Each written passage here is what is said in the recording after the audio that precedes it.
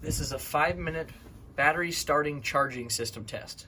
It's a very easy test to do, and it's a very good test because it shows us a lot of things in a very short amount of time. So we're going to be using the picoscope for this. On channel A, we have just our gator clips on our battery terminals reading voltage, and channel B, we have our 600 amp clamp around the negative cables. On our picoscope, you can see that I've set channel A up just on a ×1 probe, plus or minus 20 volts. Channel B, I've selected the 600 amp clamp, negative 100 to 600 amps. And I've put it on 50 seconds per division because we want to be able to capture at least 3 minutes during our test. So you can see down here that I have about 8 minutes and 20 seconds along the bottom of this screen.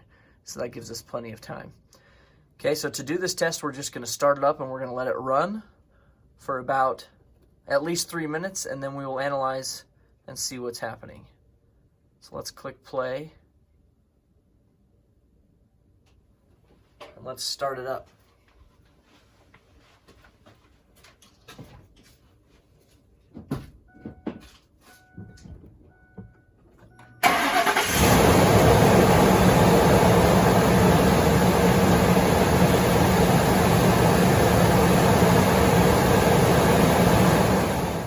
Alright, so now that we've let this test run past our 3-minute mark, we're going to go in and analyze a few different things. Now remember, this test is called a battery starting charging system test, so we should be able to see a few things about each one of those. We're going to start with the battery. So to begin with, we're going to kind of drag our amps off our screen so we can see just our voltage for a minute, and we're going to use this zoom function. We're going to zoom in up here. Now, we can see when we first started the test, our voltage on our battery was sitting around 12.3 volts. Okay, but then once we cranked it and we get that huge inrush of amperage, you can see that this voltage drops quite low for just a very small amount of time.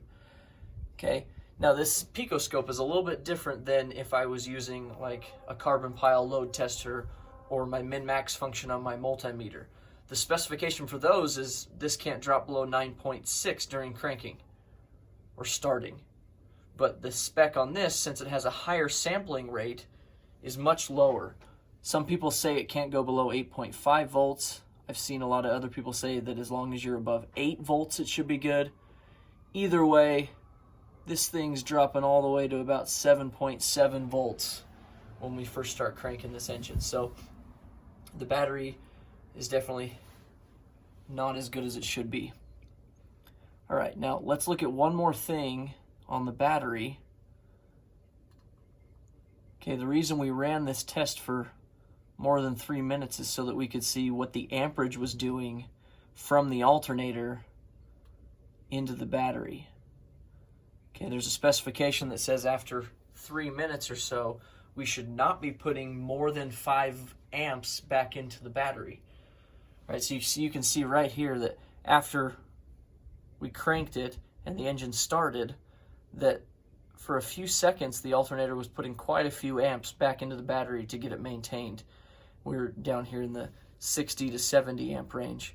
But after just a few seconds it levels off, and after 3 minutes we want to be in the 5 amp range over here. So let's do a measurement.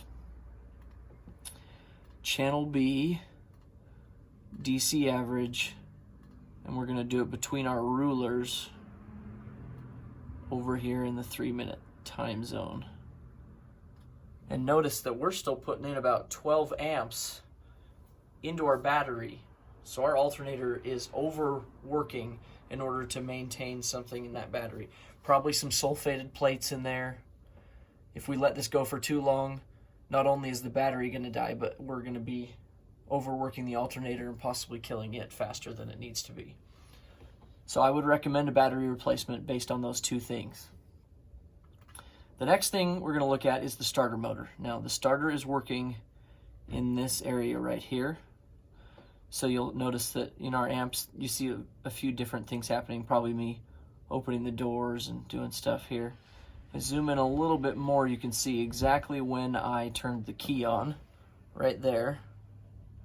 And then if I zoom in a tiny bit more, we're able to see solenoid contacts bouncing right here. And it only bounced once, which is really good. It's pretty normal to see 4 or 5 bounces in here before it makes full contact. What I don't want to see is multiple bounces, multiple loss of connection here. If that's the case, then you probably need to get a new starter motor.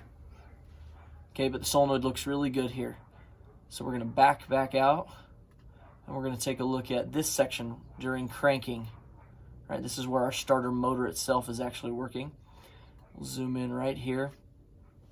All these individual little humps are our commutator bars inside our starter motor, and they seem fairly consistent, high to low.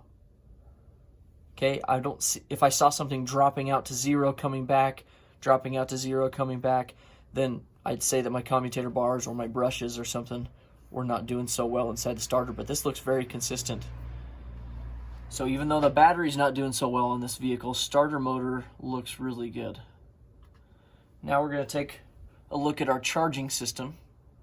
So back up here to our voltage, you can see that while running, our charging system was working at around 14.4 volts. Okay, so that was really good. And then if we want to get even more detailed, we can actually see the alternator diodes in here, the ripple. So we're going to zoom in on just a small section of this, and you can see there's our little ripple.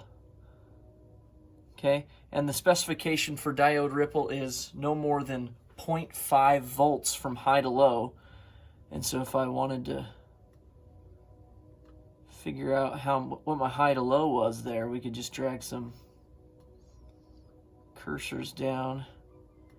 We're definitely not more than that. I mean, we're in the 100 millivolt range. So our diodes are looking really good. So now we know battery's not so great, starter motor's good, charging system seems to be doing really good. All of that was done in a 5-minute test.